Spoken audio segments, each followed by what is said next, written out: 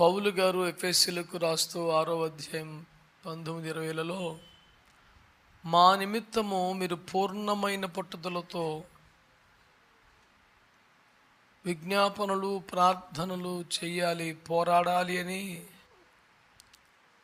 మిమ్మల్ని వేడుకుంటున్నాను అని వ్రాశారు.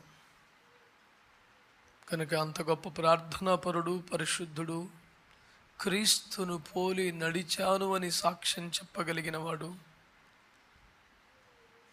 మంచి పోరాటము పోరాడాను అని సాక్ష్యం ఇవ్వగలిగిన వాడు, సంఘం యొక్క ప్రార్థనలో ఆ రీతి కోరుకున్నప్పుడు అల్పదాసుడను, ఏ ప్రత్యేకత యోగ్యత లేనివాడును, మీ ప్రార్థనలు నాకు మరింత అవసరమని కోరుతున్నాను. నేటికి మన ధ్యానాన్ని కొనసాగిద్దాం. పేతురు అపోస్తలుడు రాసిన మొదటి పత్రిక 3వ అధ్యాయం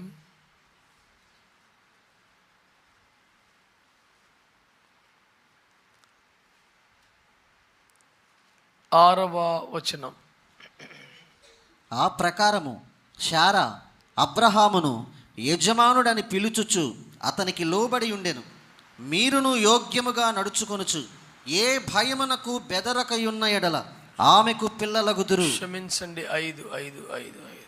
అటువలే పూర్వము దేవుని ఆశ్రయించిన పరిశుద్ధ స్త్రీలను తమ స్వపురుషులకు లోబడి ఉండుట చేత తమ్మును తాము అలంకరించుకొనిరి.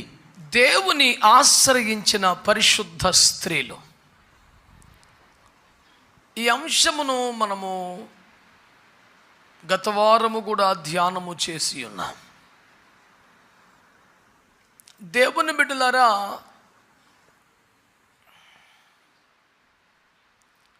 ఈ మాటను పలు రీతిలుగా మనము ధ్యానము చేయవచ్చును. ఒకటి,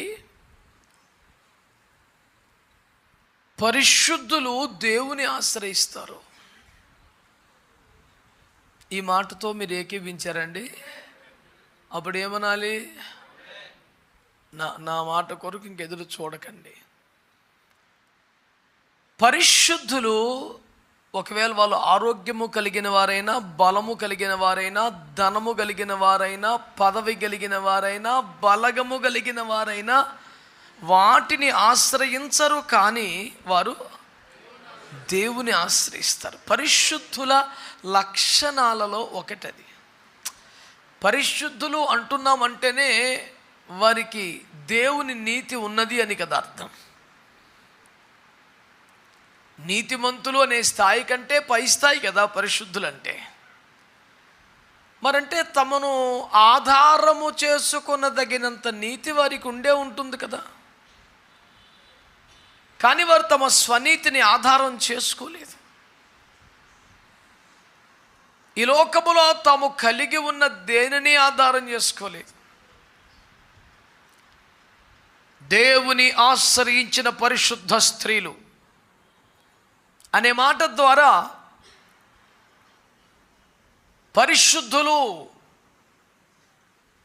సర్వకాల సర్వావస్థలలో సకల విషయములకును దేవుని ఆశ్రయించవలసిన వారై ఉన్నారని, తమకున్న ధనమును కానీ, తమను ప్రేమించి ధనమును సమకూర్చగలిగిన సంపన్నులను కానీ, బంధుమిత్రులను ఆప్తులను కానీ ఆశ్రయింపవలదని పరిశుద్ధులు దేవుణ్ణి ఆశ్రయించాలని, అదే పరిస్థితి అయినా దేవుణ్ణి ఆశ్రయించాలని, ఓడ మునిగిపోతున్న దశలో, తెరచాప చినిగిపోయిన దశలో, దోనె నీళ్లతో నిండిపోయిన దశలో కూడా దేవుణ్ణి ఆశ్రయించాలని, 7 రెట్లు అధికము చేయబడిన అగ్నిగుండములో విసిరివేయబడుతున్నప్పుడు కూడా దేవుణ్ణి ఆశ్రయించాలని, ఆకలిగొన్న సింహాల బోనులో విసిరివేయబడ్డప్పుడు కూడా దేవుణ్ణి ఆశ్రయించాలని. పరిశుద్ధుల యొక్క సహజ లక్షణమే దేవుని ఆశ్రయించడం. అసలు వారి పరిశుద్ధతకు మూలమే అది. ఈ మాటను మనము గట్టిగా స్వీకరించాలని ప్రభు పేరట నేను కోరుతున్నాను. ఇక రెండవ మాట, పరిశుద్ధులే దేవుని ఆశ్రయిస్తే, పరిశుద్ధతను కోరుకొని పరిశుద్ధతలో తప్పటడుగులు వేస్తున్న మనం ఇంకెంతగా దేవుణ్ణి ఆశ్రయించవలసిన వరమైనాం. పరిశుద్ధతలో శిఖర సమాన స్థాయికి ఎరిగిన దైవజనులే దేవుణ్ణి ఆశ్రయించిన వారైతే, పరిశుద్ధత అనే పర్వతాన్ని ఎక్కలేకపోతున్నాను, నన్ను ఎక్కించు బాబు అని ఏడుస్తూ చేతులు చాపుతూ దేవుని కృపా సహాయం కొరకు, కరుణా హస్తం కొరకు ఎదురు చూస్తున్న మనం ఇంకెంతగా దేవుణ్ణి ఆశ్రయించాలి. పరిశుద్ధులు దేవుని ఆశ్రయిస్తున్నారు. మూడవ మాట, బైబిల్ గ్రంథములో క్రైస్తవులు అనే మాటకి పెద్ద విలువ లేదు. 1-2-3 చోట్ల ప్రస్తావన ఉన్నది. బైబిల్ గ్రంథములో క్రైస్తవులు అనే మాటకి పెద్ద విలువ లేదు. దేవుడెన్నడు క్రైస్తవులారా అని తన ప్రజలను సంబోధించను కూడా లేదు ఒక్కసారి కూడా. కానీ దేవుడు కానీ అపోస్తలులు కానీ దేవుని ప్రజలను సంబోధించిన ఒకే ఒక్క పిలుపు పరిశుద్ధులారా అనేది. పత్రికలన్నీ మీరు చూడండి, పరిశుద్ధులు ఎలా చేయాలి, పరిశుద్ధులకు ఎలా ఉంది. కొరింథులో ఉన్న సంఘమునకు అనగా పరిశుద్ధులకు. ఆయన కాన్సెప్ట్లో, మైండ్లో, నోట్లో ఉన్న పదమే మనం చూస్తే ఆయన పలికే మాటే, పిలిచే పిలుపే పరిశుద్ధులు. క్రైస్తవులు అనేది ప్రపంచము, సమాజం ఇచ్చిన పేరే. వీరు క్రీస్తుని ఫాలో చేస్తున్నారు కనుక వీళ్ళు క్రైస్తవులు అంటూ ప్రపంచం పెట్టుకున్న పేరు.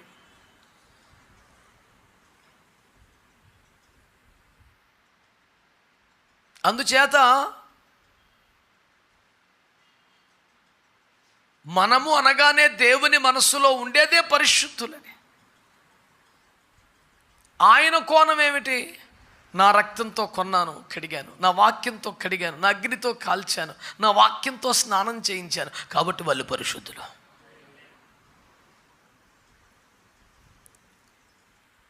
మన వైపు నుంచేంచి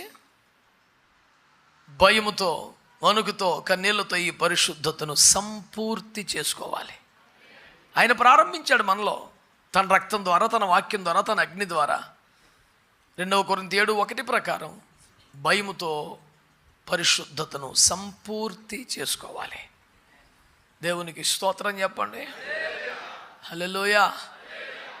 చాలామంది మన సంఘ బిడ్డల్లో కూడా నేను స్పష్టంగా వారి భావజాలాలను గమనిస్తున్నాను. పరిశుద్ధతలోనికి రావడానికి చాలా ఆసక్తిగా, భక్తిగా ప్రార్థనలో ఉంటున్నారు. పరిశుద్ధతలోకి వచ్చిన తర్వాత దాన్ని కాపాడుకోవటమే మహా అద్భుతమైన విషయం తప్ప దాన్ని సంపూర్తి చేసుకోవాలన్న కసి, ప్రయత్నం బొత్తిగా లేకపోవడాన్ని చాలే అని వారే అంటే 35 మార్కులతో పాస్ అయితే చాలను కోరుకునేవాడిని మంచి విద్యార్థి అని ఎలా అంటాం?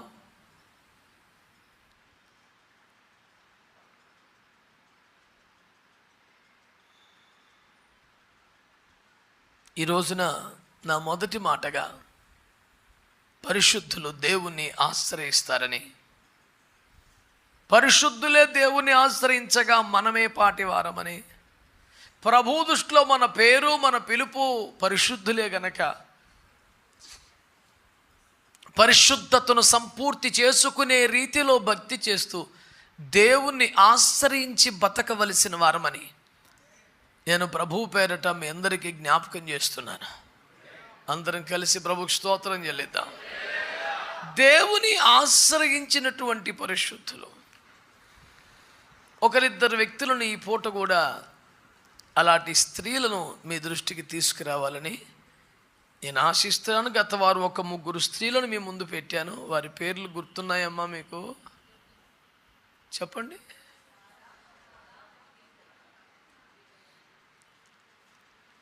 చెప్పిన వెంటనే వెనక చెప్పే తలాంతును బట్టి దేవుని స్తుతిస్తున్నాను. మతిమరుపు టన్నుల కొద్దీ కాపాడుకుంటున్న దాన్ని బట్టి విచారిస్తున్నాను. మొదట చెప్పే సామర్థ్యానికి రావాలని పిలుపునిస్తున్నాను. హల్లెలూయా. శారమ్మ గారు, రిబ్కమ్మ గారు, అబీగయేలును మనము చూసాం. దేవుని ఆశ్రయించినటువంటి విధానాన్ని.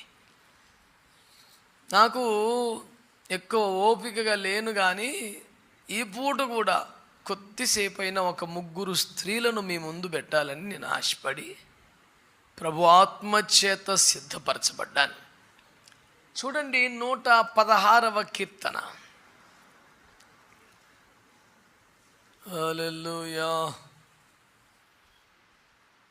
116వ కీర్తన 16వ వచనం.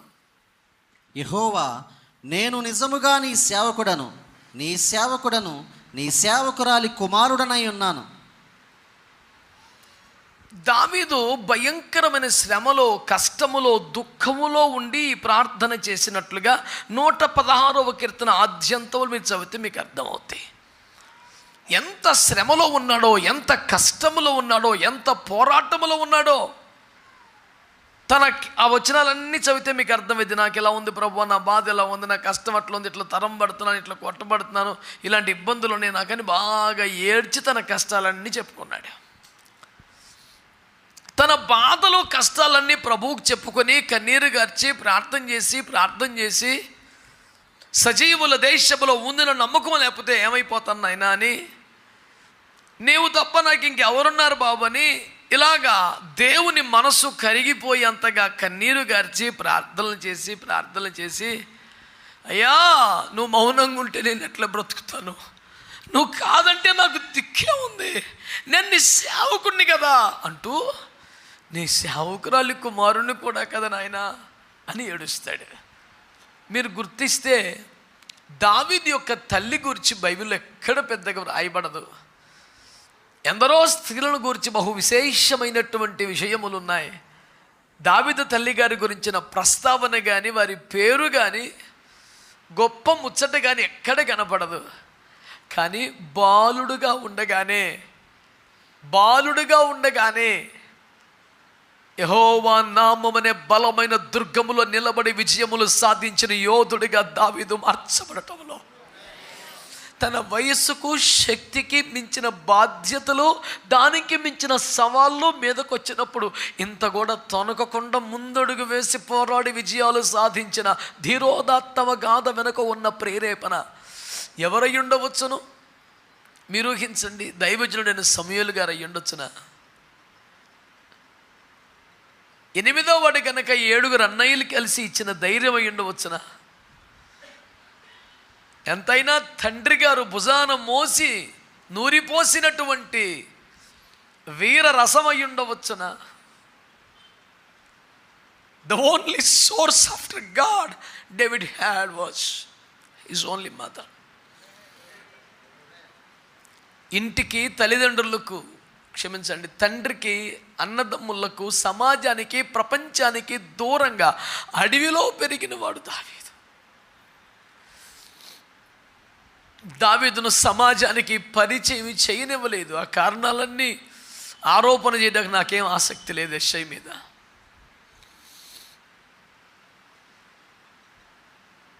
ఎంత ఘోరం అంటే వీడు కూడా నా కొడుకే అని చెప్పడానికి వాళ్ళ నాన్నే పెద్దగా ఆసక్తి చూపలేదు.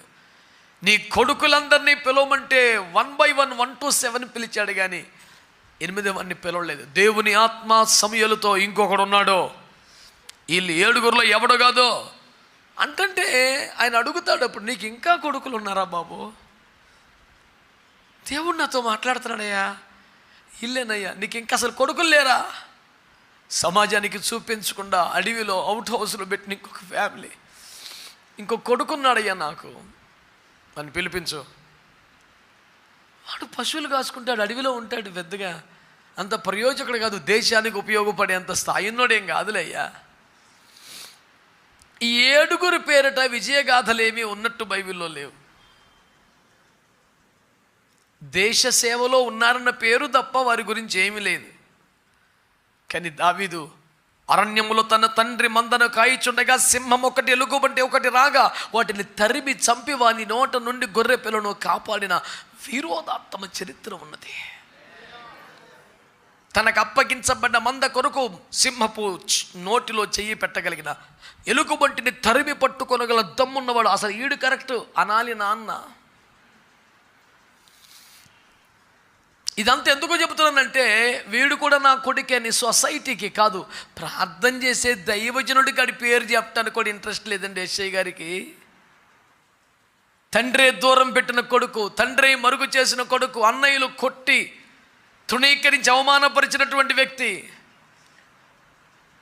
అభిషేకించే రోజు వరకు సమయంలో ఎన్నడూ చూసి ఎరిగిన వాడు కాదు.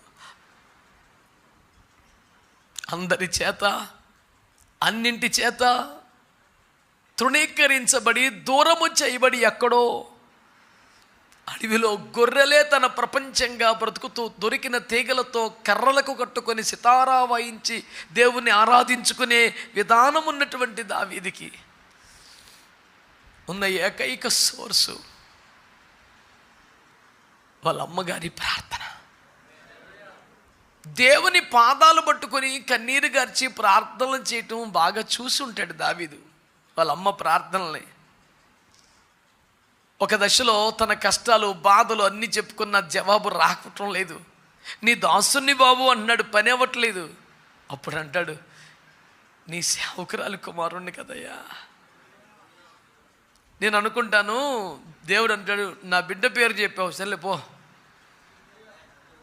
ఇక పో అని కురిపించేశాడు. సింహాన్ని చంపిన ఘన చరిత్ర మార్కులు కొట్ల, ఎలుగుబంటిని తరిమి పట్టుకున్న వీరగాథ మార్కులు కొట్టల, దినమంతా పాటలు పాడుతూ దేవుని ఆరాధిస్తున్నా చాలినంత జవాబు రాలా. కానీ నీ సేవకురాలి కుమారున్నయ్యా అనగానే దేవుని కృప వచ్చేసింది దావీదు మీదకి. అంటే వాళ్ళ నాన్న చేరదీయట్లేదయ్యా, అన్నయ్యలు పడనివ్వట్లేదయ్యా, అసలు ఊర్లోకే రానివ్వట్లేదయ్యా, నా కొడుకు బ్రతుకు అడవి పాలైపోయింది, జ్ఞాపకం చేసుకోయా అని రేయింబులు వాళ్ళమ్మ ఏడుస్తుండేదట. రేయింబులు వాళ్ళమ్మ ఏడుస్తుండేదట.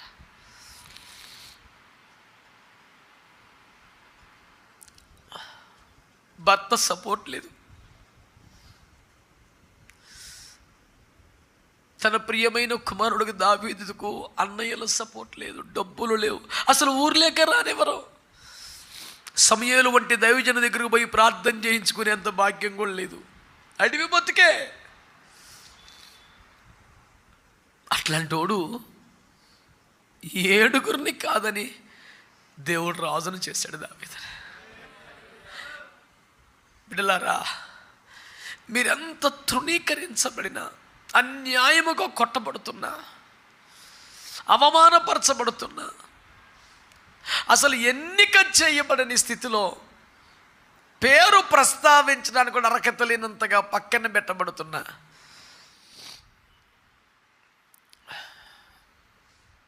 మీ కొరకు ప్రార్థించే తల్లిదండ్రులుంటే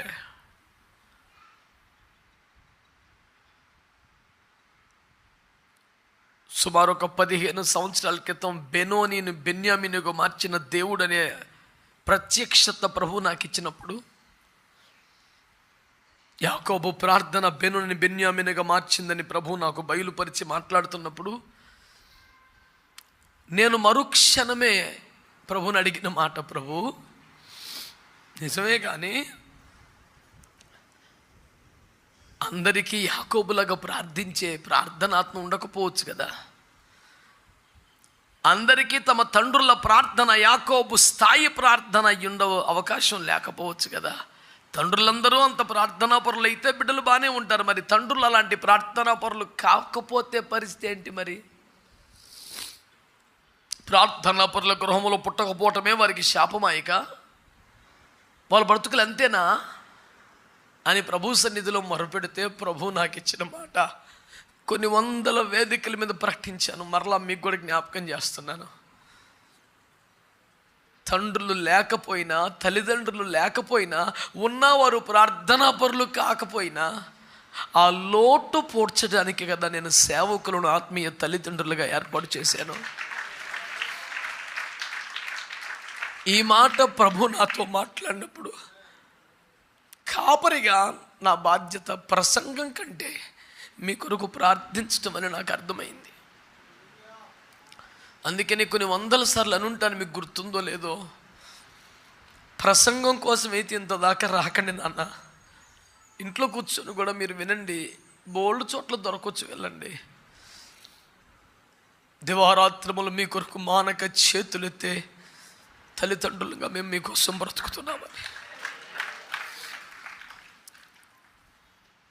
ఒక్కసారి వెనక్కి తిరిగి ఆలోచించండి. దావీదుకి ఏమున్నదండి వెనకాల? ధైర్యం, చదువా, డబ్బా, ప్రేమించిన కుటుంబం, అన్నదమ్ముల అండ, నాన్నగారి సపోర్టా?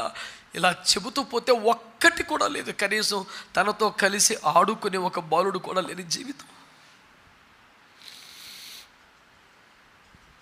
మీలో ఎవరైనా, నా లైఫ్ కూడా అంతే, నాకు అలాంటి తోబుట్టువులు లేరు, నాకు అలా కన్నీరు గర్చే తల్లిదండ్రులు లేరు, నన్ను అంతా సపోర్ట్ చేసే ఫ్యామిలీ నాకు లేదు అనే దుఃఖం మీలో ఏ ఒక్కరికి ఉన్న ఈ పూట నేను ఒక దైవజనుడిగా చెప్తున్నాను. ఒకని తల్లి వాడిని ఓదార్చినట్లుగా నేను ఓదారుస్తాను అని వాగ్దానం చేసిన దేవుని శాశ్వతమైన ప్రేమతో పాటు మేము బ్రతికున్నంతకాలం మీకోసం ప్రార్థన చేస్తాం. ఇది మా సమర్పణ, ఇది మా పిలుపు, ఇది మా బాధ్యత. మీ చప్పట్లు కోరుకొని కాదు ఈ మాట చెప్పింది, మీరు ధైర్యంగా బ్రతకాలని. తల్లి ఉన్నా, తండ్రి ఉన్నా, భార్య ఉన్నా, భర్త ఉన్నా, అన్నదమ్ములు ఉన్నా, కొంత పరిమితే వాళ్ళు ఉన్నా ఉండి చేయగలిగిన పరిమితే. అంతా ఎవ్వరు చేయలేరు కదా, అంతవరకు ఎవరు తోడు ఉండరు కదా. ఈ రోజున దేవుని సేవకునిగా దావీదు రాజవటములో, జయశాలిగా మారడంలో, యేసుకే తండ్రిగా నిలబడే ఒక చరిత్ర పొందడంలో, తల్లి అడవిలో పడి దావీదుకి అన్నం వండి పెట్టి, కొడుకా గొర్రెలు జాగ్రత్తరా, నాన్నగారు ఎప్పుడన్నా వస్తే లెక్క తగ్గితే కొడతారా, జాగ్రత్తరా, జాగ్రత్తగా గొర్రెలు కాసుకున్నా, నేను వంట చేసి పెడతానులే, నువ్వు వెళ్ళు అని పంపి ఆ పసివాడు గొర్రెలు వెనకాల వెళ్ళిపోతే మోకరించి చేతులు ఎత్తేదన్నమాట. గొర్రెలు కాచుకొని వచ్చేంత వరకు వంట చేస్తూనే ఉంటారా? కాసేపట్లో అయిపోతుంది.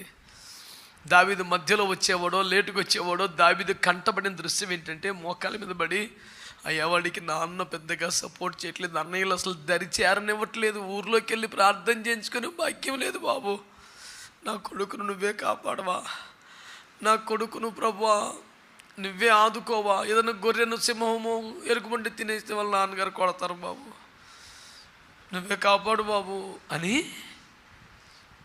దేవుని పాదాలు పట్టుకొని ఏడుస్తూ ఉండిందట. ఎవరు? దావీదు తల్లి. నేను అంటున్నాను, దేవుని ఆశ్రయించిన పరిశుద్ధ స్త్రీలు తమ పిల్లలను అత్యంత ఆశీర్వాదకరమైన వారిగా మార్చేశారు. ఇప్పుడు కొట్టండి చప్పట్లు మంచిగా.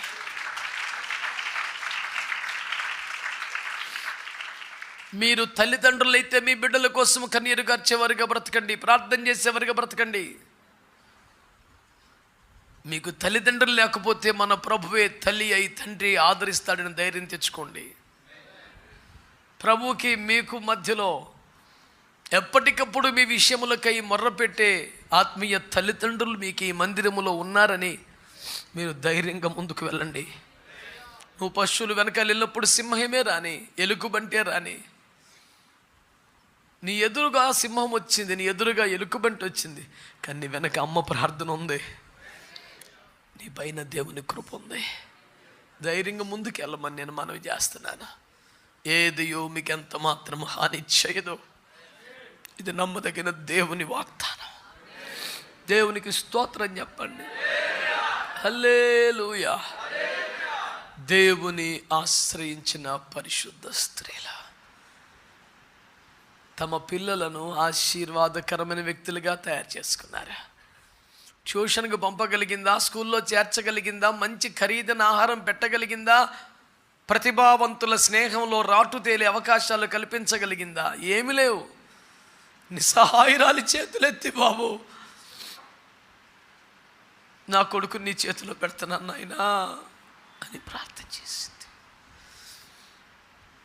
పసివారి ప్రాణం కొరకు చేతులెత్తే తల్లులు కావాలని వాక్యం చెబుతుంది.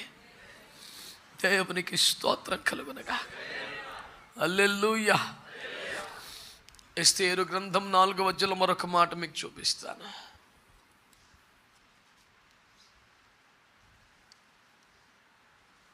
4:16. నీవు పోయి షూషనునందు కనబడిన యూదులనందరినీ సమాజ మందిరమునకు సమకూర్చి నా నిమిత్తము ఉపవాసముండి 3 దినములు అన్న పానములు చేయకుండుడి. నేనును నా పనికత్తెలను కూడా ఉపవాసముందుము. ప్రవేశించుట న్యాయ వ్యతిరిక్తముగానున్నను. నేను రాజునద్దకు ప్రవేశించుదును. స్తోత్రం చెప్పండి. ఈ సంభాషణ అంతా మీకు తెలుసు.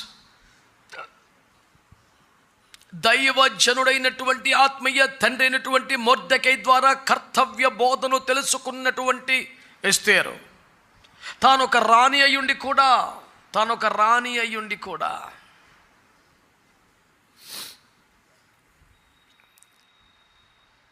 తన చెలికత్తెలకు ఆర్డర్లేసి పనులు చేయించుకునే వ్యక్తిగా కాక తన చెలికత్తెలతో కలిసి ప్రార్థించే మహారాణిగా ఉన్నది. మీలో ఎవరికైనా ఆ ఊహ, ఒక అందమైన రాణి గురించి, ఒక మహా సామ్రాజ్యాధినేత్రి అయిన ఒక రాణి గురించి చెప్పమంటే, ఒక గొప్ప రాణి ఉండేది, ఆమె రోజు పనికత్తెలతో ప్రార్థనలు చేస్తుండేదని కథ కూడా ఎవడని చెప్పగలడా? కథలో కూడా ఎవరు ఊహించలేరు. ఒక మహారాణి, 127 సంస్థానాలకి తిరుగులేని మహారాణి ఆవిడట. పై అధికారులతో, మంత్రివర్గముతో, వారి కుటుంబంతో విలాసాగా బ్రతుకుతున్న వ్యక్తి కాదు, పనికత్తెలో కలిసి ప్రార్థన చేస్తున్న వ్యక్తి. ఇలాంటి మంచి భక్తి జీవితము, ప్రార్థనా జీవితము ఉన్నటువంటి ఎస్తేరు గారు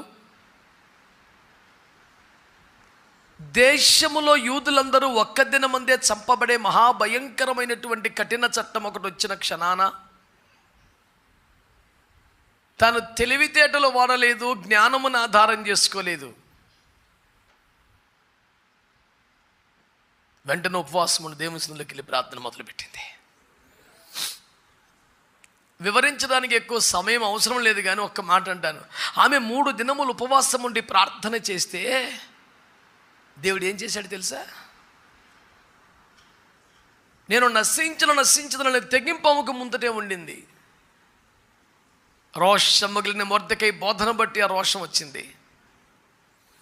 కానీ ఎలా అడుగులు వేయాలి, రాజుని ఎట్లా అప్రోచ్ అవ్వాలి, సంగతి ఎట్లా బయట పెట్టాలి, శత్రువుని ఎలా ఓడించాలి, దీనికి సంబంధించిన వ్యూహం, జ్ఞానం ఉపవాస ప్రార్థనల తర్వాత బయలుపరచబడింది.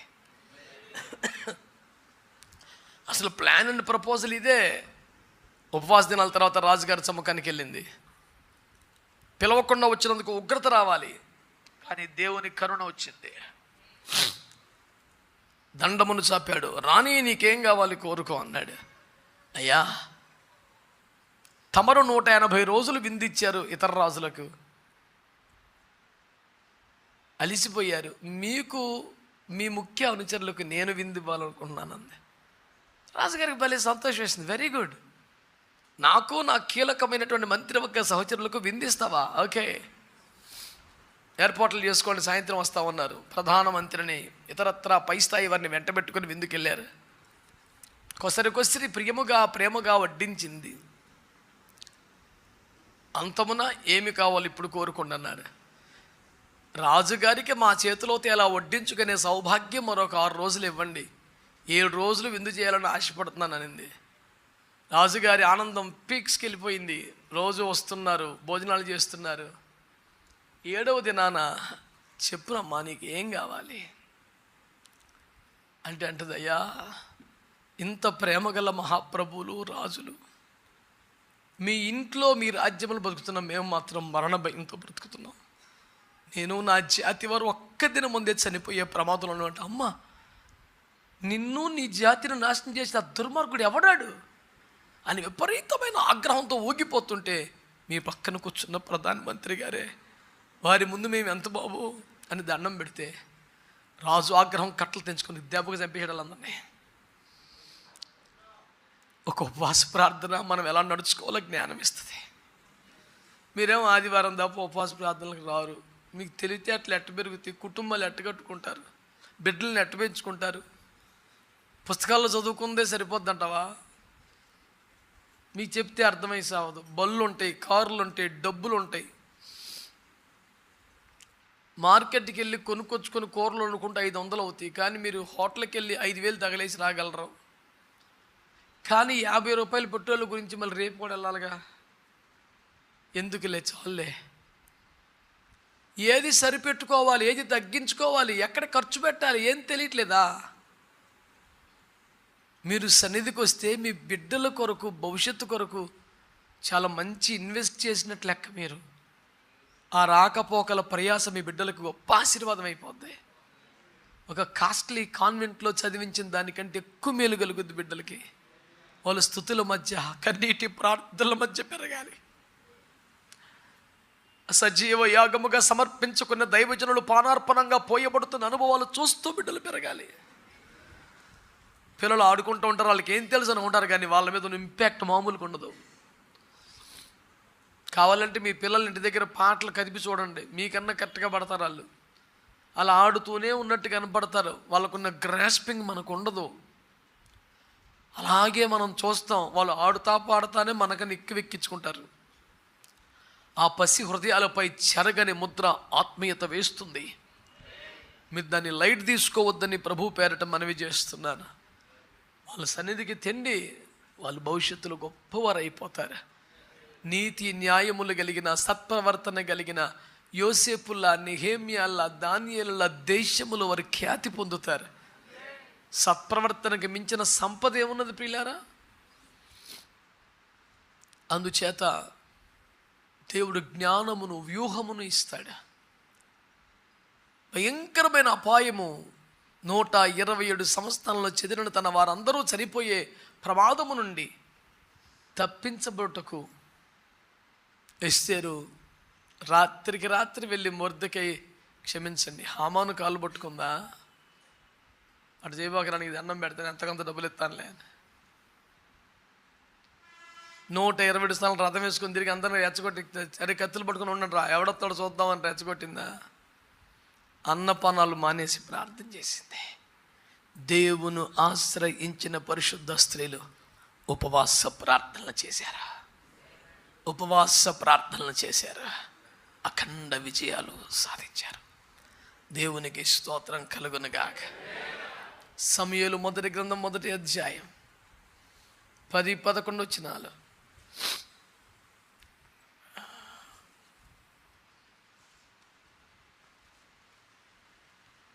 బహుదుఃఖాక్రాంతురాలై వచ్చి యెహోవా సన్నిధిని ప్రార్థన చేయుచు బహుగా ఏడ్చుచు, సైన్యములకు అధిపతివగు యెహోవా, నీ సేవకురాలనైన నాకు కలిగి ఉన్న శ్రమను చూచి నీ సేవకురాలనైన నన్ను మరువక జ్ఞాపకము చేసుకొని నీ సేవకురాలనైన నాకు మగపిల్లను దయచేసిన ఎడల వాని తల మీదికి క్షౌరపు కత్తి ఎన్నటికి రానియక వాడు బ్రతుకు దినములన్నిటిను నేను వానిని యెహోవావగు నీకు అప్పగింతునని మొక్కుబడి చేసుకొనెను. స్తోత్రం చెప్పండి. ఏడుతాకొచ్చిందా, మొక్కుబడి చేసుకుంటాకు వచ్చిందా? నేను గొడ్రాలుని బాబుని ఎడుతాకొచ్చిందా, సేవకులు లేకుండా పోతానని ఎడుతాకొచ్చిందా? ఎక్కడ దొరుకుతారని పెట్టండి తల్లులు. దేవుని ఆశ్రయించిన పరిశుద్ధ స్త్రీలో ఈవిడి పేరు చెప్పకుండా లిస్టు పూర్తవదు. నిజానికి తనకున్న పరిస్థితి కష్టం. తన భర్తకి 2 భార్యలు, తన సవతికి పిల్లలు ఉన్నారు, ఈమెకి లేరు. అసలు పిల్లలు లేకపోతే నీకు ఏడుపు అంటే సూటిపోట్లు మాట్లాడే ఆ సైతాను ముఖం దానికి ఉండి ఈమెకు లేకపోవడం ఇంకెంత బాధ. అది రోజు కష్టపెట్టే మాటలు మాట్లాడుతుందట, హీనపరుస్తుందట. వాళ్ళ భర్త ఓదారుస్తున్నాడు. ఒకరోజు గుళ్ళోకి వెళ్ళి ఏడుతుంది. దానికి పనిష్మెంట్ రావాలి ప్రభా, నోటుకొచ్చినట్టు పోగుతుంది ప్రభా, నన్ను బాధ పెడుతుంది ప్రభా. అయ్యేమి లేవు, ఆమె సోయలేదు. ఈమె ఏడుపల్ల ఏంటంటే, అయ్యా సంవత్సరానికి 1 మారు షిలోహుకు మందిరానికి వస్తున్నాం, మా అయ్యగారు పెద్ద ఆయన అయిపోయారు, స్థూలకాయుడే కదలలేక ఒక మూల పడి ఉన్నాడు. బలిపీఠానికి మందసానికి మధ్యలో పరుగెత్తవలసిన యాజకుడు కదలలేని వాడే ఒక చోట వయసును బట్టి స్థూలకాయాన్ని బట్టి పడి ఉన్నాడు. ఎదిగి అంది వచ్చిన కొడుకులు ఆ సేవ చేస్తారేమోనంటే తమ పాపములకు ప్రాయశ్చిత్తం చేసుకోవడానికి మందిరానికి వచ్చిన స్త్రీలతోనే పాపం చేస్తూ భయంకరమైనటువంటి పాపాన్ని మూటగట్టుకుంటున్నారు. ప్రాయశ్చిత్తం చేసేవాడు లేడు, బలి అర్పణ చేసేవాడు లేడు, యెహోవాకు ధూప దీప నైవేద్యాలు ఇచ్చేవాడు. నా గానొక్క కొడుకుని ఇస్తే ఆ సేవలు చేయటాన్ని తీసుకొచ్చి ఇక్కడ పెడతానంది. గొడ్రాలోనే నింద పోవాలంటే కొడుకే పుట్టక్కర్లేదు, కూతురు పుట్టినా పోతుంది. కానీ కొడుకు పుడితేనే యెహోవాకు సేవ చేయటానికి అర్పించగలుగుతుంది. ఒక దైవజనుడు కావాలి. ఇక్కడ దీపం ఆరిపోకూడదు, ఇక్కడ ధూపం నిలిచిపోకూడదు, ఇక్కడ అగ్ని ఆరిపోకూడదు. మా అయ్యగారేమో లేవలేకపోతున్నాడు, పిల్లగాలిట తయారయ్యారు, నువ్వు నాకు కొడుకు నువ్వు బాబు, ఈ మందిరం తలుపులు వేయబడకూడదు, తాళం పడిపోకూడదు, అయ్యో సేవ ఆగిపోకూడదని భయంకరంగా గోలబెట్టి ఏడుస్తూ ప్రార్థనలు చేస్తున్నారు. దేవుని ఆశ్రయించిన పరిశుద్ధ స్త్రీలు సంఘం కొరకు భారం కలిగి ఉంటారు. సంఘం కొరకు భారం కలిగి ఉంటారు. నేను నీకు 10 మంది కుమారుల కంటే విశేషమైనవని కానా అన్నంత ప్రేమించే భర్త ఉన్నాడు. కూతురు పుట్టిన గొడ్డల నింద పోతుంది, కనుక ఒక కొడుకే కావాలి. కారణం ఆ మందిరములో ధూప దీప నైవేద్యాది సేవా కార్యక్రమాలు ఆగకుండా సమర్పించే యెహోవాకు ప్రతిష్ఠితుడు ఒకడు కావాలి. బిడ్డలారా, తన కొడుకు కొరకు ప్రార్థన చేసి దేశమునకు దేవునికి పనికొచ్చేవాడిని అందించింది దావీదు తల్లి. తన ప్రజల కొరకు ప్రార్థించి మెడ మీద వేలాడుతున్న మరణ శాసనాన్ని తొలగించింది ఎస్తేరు. సేవ కొరకు ప్రార్థన చేసి ఒక అద్భుతమైన న్యాయాధిపతిని, ప్రవక్తని, పరిశుద్ధుణ్ణి, రాజులని అభిషేకించే ఒక అభిషక్తుని లోకానికి అందించింది హన్నా. బిడ్డలారా, దేవుని ఆశ్రయించిన పరిశుద్ధ స్త్రీలు తమ పిల్లల భవిష్యత్తు కొరకు కన్నీరు కారుస్తున్నారు. దేవుని ఆశ్రయించిన పరిశుద్ధ స్త్రీలు చెప్పండి, ఉపవాస ప్రార్థనలు చేసి దేవుని ప్రజల క్షేమం కొరకు నిలబడుతున్నారు. 3, దేవుని ఆశ్రయించిన పరిశుద్ధ స్త్రీలు చెప్పండి, సంఘం కొరకు సేవ కొరకు ప్రార్థించి దేవుని రాజ్యం యొక్క అభివృద్ధికి ప్రయాసపడుతున్నారు. దేవుని ఆశ్రయించిన వాళ్ళంగా బ్రతుకుదాం. మనమును ఇంతటి బాధ్యతాయుతంగా బ్రతుకుదాం. మన బిడ్డలకు, మన సంఘానికి, మన దేశానికి ప్రయోజనకరమైన వ్యక్తులుగా మారుదాం. దేవుడు మనల్ని ఆశీర్వదించునుగాక.